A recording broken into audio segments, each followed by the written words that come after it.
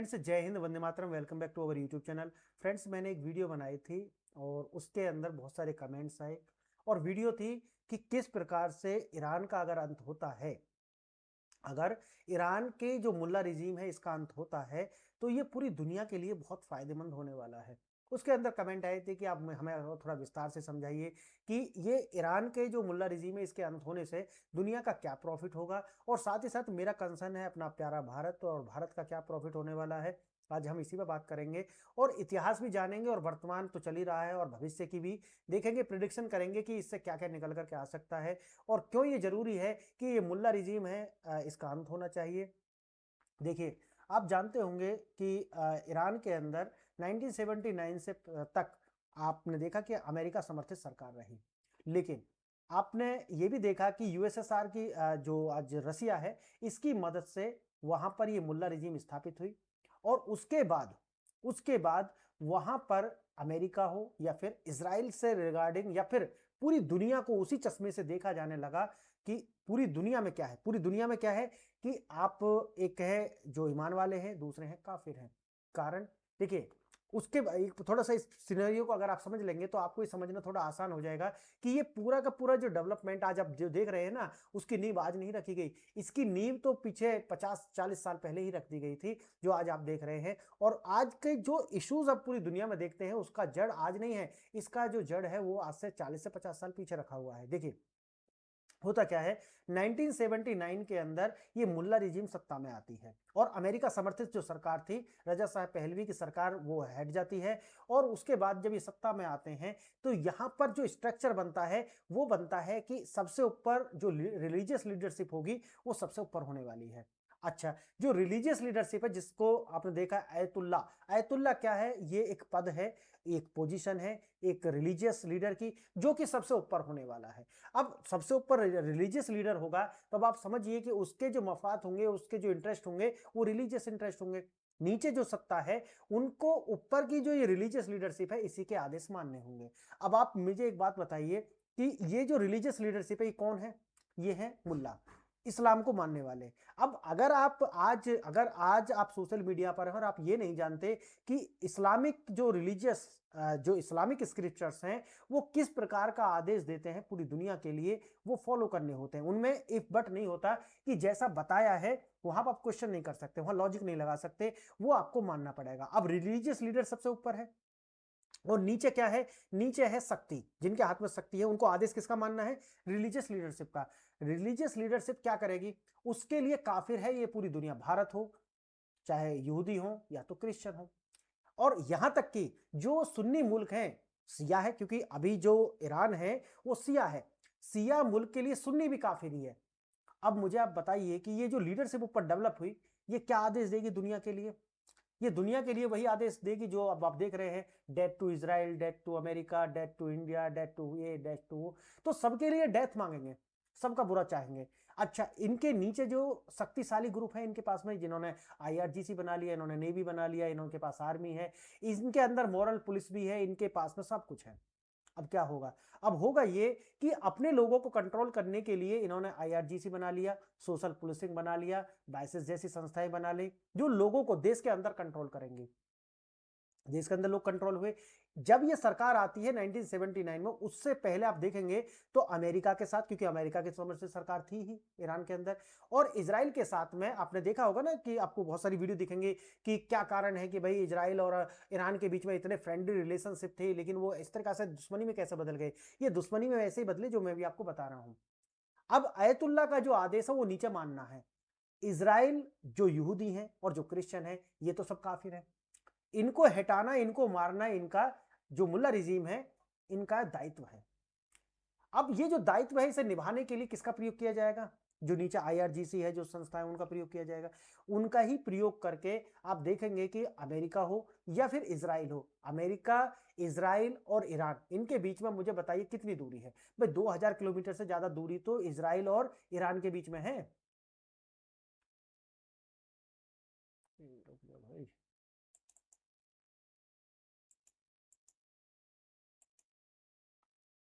तो 2000 किलोमीटर से ज्यादा की तो दूरी इजराइल और ईरान के बीच में है। और 8 से 9,000 किलोमीटर में भी इतनी दूरी आप देखेंगे कि अमेरिका और ईरान के बीच में है, तो इनकी दुश्मनी क्या हो सकती है? आप थोड़ा कॉमन सेंस लगाइए। भाई सामान्य जो पॉलिटिकल साइंस है उसमें क्या माना जाता है कि जिन नेशंस की बाउंड्री आपस में मिली हुई होती हैं वो नेचुरल एनिमी होते हैं, वो ऐसे बोला जाता है ना। लेकिन इनकी तो बाउंड्री लगी हुई नहीं है। ईरान का क्या इजराइल से बट रहा है? ईरान का क्या अमेरिका से बट रहा है? मुझे बताइए। तो जो दुश्मनी है वो रिलीजियस स्क्रिप्चर से निकल करके आती है, और ये जो रिलीजियस स्क्रिप्चर्स हैं इसकी वजह से जो ये दुश्मनी है ये आज वार के रूप में आपको दिखाई पड़ेगी। अच्छा, ऐसा नहीं है कि अमेरिका ने और इजराइल ने इसके लिए प्रयास नहीं किए कि भाई शांति स्थापित हो जाए। आप देखेंगे कि जो न्यूक्लियर डील हुई थी अमेरिका और ईरान के बीच में, उनमें यही था कि डॉलर भर भर के दिए गए थे ईरान को। उस टाइम पे बराक हुसैन ओबामा इनकी सरकार थी, और उन्होंने इस कि भाई आप न्यूक्लियर का एनरिचमेंट नहीं करेंगे, न्यूक्लियर वेपन नहीं बनाएंगे, इसके लिए संधि हुई थी। और इन्होंने वहां पर पैसा भेजा अमेरिका के द्वारा कि भाई ये कार्य ना करें। कितना? 150 बिलियन से ज्यादा के जो फंड है वो भेजे गए। और यही जो 150 बिलियन डॉलर के जो फंड है इन्होंने आतंकी संगठन खड़ा करने के लिए लगा दिए। इन्होंने अपनी प्रॉक्सी बनाई ईरान के द्वारा हिजबुल्लाह बनाया गया, ईरान के द्वारा हमास बनाया गया, ईरान के द्वारा हुतीज बनाए गए। ये प्रॉक्सी बनाए गए। क्यों बनाए गए? इनको लड़ना किससे है? काफिरों से। काफिर कौन है? सुन्नी भी काफिर है, क्रिश्चियन भी काफिर है, यहूदी भी काफिर है, और हिंदू भी काफिर है। अब आप जैसे ही 1979 के अंदर ये सरकार देखते हैं, उसी समय पर आप मक्का मस्जिद के ऊपर भी अटैक देखते हैं। मक्का मस्जिद को किस तरीका से इन्होंने घेर लिया गया आतंकवादी संगठनों के द्वारा। फिर वहां पर फ्रांस की सेना आई, अमेरिकी सेना के द्वारा उसे मुक्त कराया गया। वही आप टाइम देखोगे कि जो कश्मीरी हिंदू हैं, जिन्हें आप कश्मीरी पंडित कहते हैं, उनके लिए ये शुरू तो वहीं से होता है, लेकिन आने वाले 10 साल के अंदर ये अपने चरम पर पहुंच जाता है। और जो 6th एक्सोडस आप देखते हैं कश्मीरी पंडितों का, जहां रालिब, गालिब और चालिब जैसे नारे लगाए गए कि आपको जाना पड़ेगा, मस्जिदों से ये नारे लगाए गए, आपको कश्मीर छोड़ना पड़ेगा, और उस सब उनको छोड़कर निकलना पड़ा वहां से अपनी सारी प्रॉपर्टी। ये कहां की देन है? ये ईरान की देन है। ईरान के द्वारा जो यहाँ पर मजहबी उन्माद फैला गया ये उसकी देन है। और जब हम अब आपको समझ आ रहा होगा कि मैं क्या कहता हूं कि ईरान के अंदर से ये जो मुल्ला रिजीम है खत्म। अच्छा, मैं ऐसा कह रहा हूं ऐसा मत समझ लेना। ईरान को खत्म करने के लिए यूएई, कतर, ओमान और सऊदी अरब, इनके द्वारा मिलकर के 3 ट्रिलियन से ज्यादा की फंडिंग की गई है अमेरिका को। और क्यों की गई है? क्योंकि वो ये जानते हैं कि ईरान, जो कि इनको भी काफिर मानता है, अगर ये बचा रहा तो हो सकता है कि आने वाले भविष्य में ये दोबारा से यूरेनियम का एनरिचमेंट करे और कोई डर्टी बम बना करके इनके ऊपर डाल दे। इसलिए उन्होंने कहा कि भाई अब अगर आप इस युद्ध में आए हैं, अमेरिका तो निकल रहा था ना, अमेरिका को किसने रोका है इस युद्ध में? और अमेरिका को रोका गया है इन देशों के द्वारा, जो मैंने आपको बताया, इनके द्वारा $3 ट्रिलियन अमेरिका को फंड किए गए हैं। अब आप समझ रहे हैं? तो ना सिर्फ भारत के लिए, पूरी दुनिया के लिए इस मुल्ला रेजिम का खत्म होना कितना जरूरी है। अभी जो मैंने आपको जितने भी एग्जांपल्स दिए हैं उनको सुन करके आपको समझ आ गया होगा कि उस जो स्टेटमेंट मैंने दिया था वीडियोस के अंदर, मैं लगभग सभी वीडियोस में बोल देता रहा हूं, लेकिन उसका असली मायना क्या है और थोड़ा सा ऐसा देखते हैं। देखिए, वैश्विक खतरा ये पैदा किया गया, अमेरिका से जो फंड मिले उससे इन्होंने क्या कर दिया, 150 बिलियन से ज्यादा का निवेश आतंकी संगठन के अंदर किया गया, और वही हिजबुल्लाह, हमास और हूती के द्वारा। हूती के अंदर हिजबुल्लाह, हमास और हूती, इन तीनों से टारगेट कहां किया गया? सऊदी अरब को टारगेट किया गया, यूएई को टारगेट किया गया, हमास के द्वारा इजराइल को टारगेट किया गया। और इनके इनके क्योंकि ये डायरेक्ट अटैक नहीं कर सकते अमेरिका को, तो लॉन वुल्फ अटैक अमेरिका के अंदर लगातार जारी किए गए। कोई किसी को चाकू मार दे रहा है, कोई जाकर के कहीं बम विस्फोट कर दे रहा है, आए दिन ये कार्य आपको दिखेंगे। अब देखिए, महत्वपूर्ण ये है कि जो स्टेट ऑफ हॉर्मुज, जो कि जहां पर इन्होंने लैंड माइंस डाली गई हैं, 20% ऊर्जा वहां से निकल करके आती है। इन्होंने वहीं पर क्या कर दिया कि हम ब्लॉकेड लगाएंगे। और जो इनके हूती हैं, आप देखे होंगे, अगर आप मैप देखेंगे तो रेड सी, जहां पर उसका एक चौक पॉइंट आता है, उसे बोलते हैं बाबेल मंदाब। बाबेल मंदाब के अंदर इन्होंने कहा कि हमारे जो हूती प्रॉक्सी हैं ये वहां पर, और वहां से कितना निकलता है दुनिया का? लगभग 12% जो ऑयल की जो ऊर्जा की आवश्यकता है पूरी दुनिया का, वो 12% बाबेल मंदाब से आती है। अब देखिए, 12 + 20 32%। अब मुझे बताइए कि ये दादागिरी है? भाई आप ना तो स्टेट ऑफ हॉर्मुज को रोक सकते हैं क्योंकि वो आपके किसी भी अधिकार क्षेत्र में तो आता नहीं है, और ना ही आप बाब एल मंदाब को रोक सकते हैं, लेकिन दादागिर्दी क्या है कि हम ये रोक देंगे। अब दुनिया को संदेश क्या गया है कि भाई इससे निपटना पड़ेगा। अगर ये आज रोक सकता है तो हो सकता है कि जब युद्ध खत्म हो जाए, अमेरिका निकल जाए इससे बाहर, इजराइल बाहर निकल जाए, तो हो सकता है कि ये कहे कि भाई हमें आप इतने कह रहे हैं ना कि भाई अगर आपको अपना यहां से जहाज निकालना है तो हमें कुछ पैसा दीजिए, डॉलर्स दीजिए, तब आप निकाल सकते हैं। तो इससे तो लड़ना पड़ेगा। ठीक, अब देखिए परमाणु महत्वाकांक्षा इसकी थी, क्यों थी भाई? क्या इसके आसपास किसी देश में परमाणु हथियार है? अगर हम इजराइल को छोड़ दे तो नहीं है। तो ऐसे तो रूस के पास भी है, ऐसे तो भारत के पास भी है, और इससे जुड़ा हुआ पाकिस्तान तो उसके पास भी है। ठीक, तो ईरान को क्यों चाहिए परमाणु हथियार? क्यों चाहिए? क्योंकि उसको इजराइल पर यह डालना है, क्योंकि इजराइल के पास में 200 से ज्यादा एटॉमिक वेपन्स वारहेड्स हैं, और जैसे ही ये बनेगा, क्योंकि 60% तक इन्होंने यूरेनियम का एनरिचमेंट कर लिया, अब 60% ये एक डर्टी बम बनाने के लिए काफी है। अगर इसका 30% और कर लेते हैं तो आज के जो परमाणु वेपन्स हैं उनमें 90% तक यूरेनियम एनरिचमेंट है।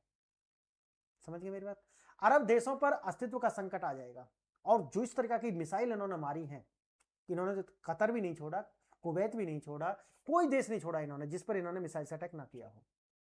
तो सभी देशों को समझ में आ गया कि भाई ये किसी पर भी अटैक करेगा, आगे इसका खत्म होना बहुत जरूरी है। आतंकी तंत्र को खत्म किया गया। आपने देखा कि हमास की रीढ़ पहले ही तोड़ दी गई है इजराइल के द्वारा।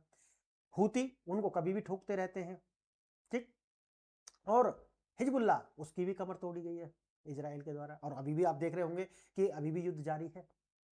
तो इनकी प्रॉक्सी खत्म की गई पहले, और फिर मेन जो ईरान था उस पर अटैक किया गया।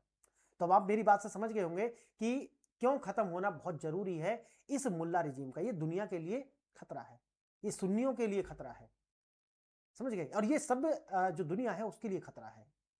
देखिए मध्य पूर्व में अमेरिका और सैन्य ठिकानों पर हमला तेज किए गए, और अब आप ये भी जानते हैं कि अभी 10 पॉइंट का एक फॉर्मूला तय किया गया अमेरिका के द्वारा, और वो दे दिया गया है ईरान को, और बोला गया है कि आप इस पर विचार कर लीजिए, 10 पॉइंट है, अगर आप इन पर राजी हो जाते हैं तो हम इस युद्ध को सीज फायर करेंगे, अगर नहीं होते हैं तो मे भी फिर जापान जैसा हाल हो सकता है, जो मैं पहले से बता रहा हूं कि अमेरिका और इजराइल से ये कभी जीत नहीं सकते, क्योंकि आप समझ रहे हैं ना कि कोई मैच ही नहीं है।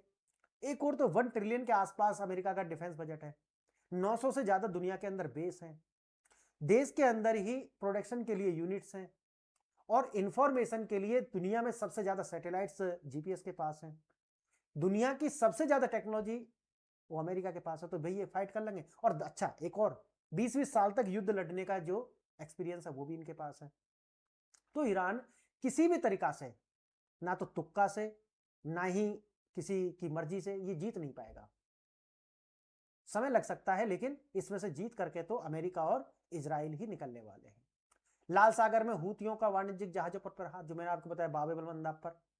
ईरान इजराइल तनाव क्षेत्र युद्ध की आहट, समझ गए? अब देखना, ईरान एक वैचारिक टेरर मशीन है, और ये स्टेट पॉलिसी, जैसे आप जानते हैं ना कि पाकिस्तान को स्टेट स्पॉन्सर्ड नेशन बोलते हैं, सेम वही तरीका से पाकिस्तान के द्वारा भी प्रॉक्सी हैं, लेकिन उनके प्रॉक्सी अपने ही देश में है ना। आप देखे हैं कि किस तरीका से आईएसआई हो, वैसे तो उनकी गुप्तचर संस्था है, लेकिन वो भी एक टेररिस्ट संस्था ही है। आंतरिक मॉड्यूल उनके द्वारा बनाया गया, जैसे मैंने आपको बताया था कि विशेष फोर्स बनाई गई, और ये विशेष फोर्स वही है जो तालिबान के पास है, अपने आप को उड़ाने वाले, है ना, ह्यूमन बम जिसे हम बोल सकते हैं। आईआरजीसी, इस्लामिक रिवोल्यूशनरी गार्ड, ये देश के बाहर आतंकवाद का जो निर्यात है ये करने के लिए बनाई गई, और इसका पूरा हेड कौन था? वो रिलीजियस लीडर आयतुल्लाह खुमनई। अब समझ गए मेरी बात? आगे देखना, ईरान के terror proxy the axis of the resistance, Hamas, Hezbollah, Houthis. आ रहा ना आपको समझ में? हमास कहां है? गाजा पट्टी के अंदर, जिसको ठिकाने लगाया किसके द्वारा? इजराइल के द्वारा। लेबनान के अंदर कौन है? हिजबुल्लाह, जिस पर अभी भी स्ट्राइक कर रहा है ईरान, इजराइल लगातार। और हूतीस यमन के अंदर, और ये यमन आप समझ गए कि रेड सी और वहां पर बाब एल मंदाब पर ये कह रहे हैं कि हमें भी अब वही डॉलर दो जो ईरान वसूल रहा है स्टेट ऑफ हॉर्मुज पर। क्लियर? वैश्विक अर्थव्यवस्था पर ब्लैकमेल किया जा रहा है और चौक पॉइंट्स बनाए जा रहे हैं। इसीलिए ये आवश्यक है। अब देखिए दोनों पॉइंट देखिए आप, ये दोनों पॉइंट आप देख रहे होंगे, लाल सागर पर हूतियों के द्वारा और स्टेट ऑफ हॉर्मुज पर ये ईरान की जो मुल्ला रिजीम है इनके द्वारा, कि भाई हमें डॉलर दीजिए। लोग तो ऐसा कह रहे हैं कि जजिया वसूला जा रहा है, बात तो वो भी सही है। यह लड़ाई अब केवल देश की नहीं रह गई है, क्योंकि इससे दुनिया का 20% और 12 उसे जोड़ लोगे तो 32% ऊर्जा को इफेक्ट कर रहा है। इसीलिए ये लड़ाई अब आकर के रुक गई है, ना सिर्फ इजराइल और अमेरिका और ईरान की, बल्कि दुनिया पर भी आ गई है। और जैसे मैंने बताया कि 2015 के अंदर न्यूक्लियर डील सैंक्शंस जब रिलीफ दिया गया था ओबामा के द्वारा, इनको 150 बिलियन से ज्यादा का फंड दिया और इन्होंने यही फंड ये अपनी प्रॉक्सीज बनाने में लगा दिया। विकास में नहीं लगाया, लोगों के डेवलपमेंट में नहीं लगाया, लोगों को आगे उनकी और वो पढ़े लिखे आगे बढ़े देश, उसमें नहीं लगाया, प्रॉक्सीज बनाने। क्यों? क्योंकि रिलीजियस स्क्रिप्चर्स कहते हैं कि खत्म करना है काफिरों को। क्लियर? अब देखिए डेटा भी निकल करके आता है कि डर्टी बम बनाने के लिए 60% जो एनरिचमेंट यूरेनियम है उसकी आवश्यकता होती है, जो कि ईरान के पास बताया जा रहा है। क्लियर? अब आईएईए रिपोर्ट जारी करती है। आप जानते हैं कि अंतरराष्ट्रीय स्तर पर ये आईएईए जो संस्था है ये पूरी दुनिया के अंदर जाकर के देखती है कि जो यूरेनियम है उसका मिलिट्री या फिर सिविल तरीका से यूज हो रहा है। तो इन्होंने बताया है कि ईरान के पास 400 किलोग्राम 60% एनरिचमेंट यूरेनियम के भंडार है। 3 से 5% नागरिक उपयोग में लिया जा रहा है, बाकी 90% वेपन्स में प्रयोग किया जा रहा है।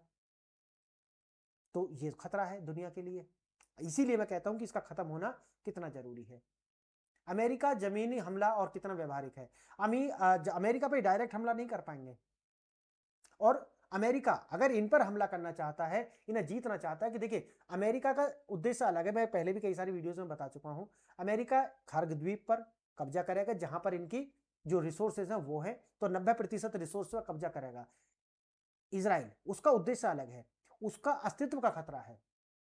तो इजराइल के द्वारा फुट ऑन ग्राउंड अगर करा भी जाएगा तो अमेरिका इजराइल की सेना के द्वारा करा जाएगा। और वैसे मुझे ये नहीं हाँ, अगर एलिमिनेशन की बात है तो वो लगभग कर ही रहे हैं।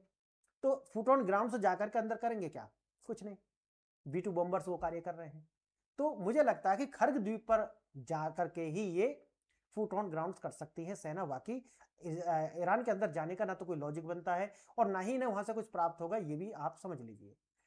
अब आर्थिक नवज खर्ग द्वीप जो मैंने आपको बताया है, खर्ग द्वीप पर ये जहां पर 90% तेल व्यापार खर्ग द्वीप से होता है ईरान का, इस पर कब्जा जरूर अमेरिका करेगा, ये आप याद रखना। देर हो सकती है लेकिन इसे जरूर टारगेट पे है ये। क्यों? क्योंकि जो भी अमेरिका का 200-250 बिलियन का इस युद्ध के अंदर खर्च हुआ है वो इसी से वसूलेगा। सामरिक चुनौती है आसपास, जैसा कि मैंने बताया कि पहाड़ी एरिया है, यूएई है, ऐसे मित्र नेशन भी है अमेरिका के, तो डायरेक्ट एटॉमिक वेपन से यूज करके ये एक चुनौती है ये अमेरिका के लिए कि भाई अगर ईरान नहीं झुकता है, अभी ये 14 दिन का सीज फायर आप जानते हैं, तो ये लास्ट विकल्प बचता है एटॉमिक वेपन से यूज करना ईरान के ऊपर। भविष्य का खतरा, नया मोहरा ओसामा बिन लादेन का बेटा हमजा वर्तमान में ईरान के संरक्षण में पल रहा है। ईरान हमजा को ग्लोबल टेररिस्ट का सबसे बड़ा और नया चेहरा बनाना चाहता है, और अगर ये होता है तो आने वाले समय में अमेरिका के अंदर जिस तरीका से ट्विन टावर गिराए गए थे, इस तरीका की आतंकवादी गतिविधि आप होता हुआ देखेंगे। लेकिन अमेरिका है, वो इन्हें निपटाएगा। तो फ्रेंड्स देखिए, यही है संप्रभुता बनाम वैश्विक सुरक्षा। संप्रभुता का तर्क और वैश्विक सुरक्षा का तर्क दोनों आप देख सकते हैं यहाँ पर।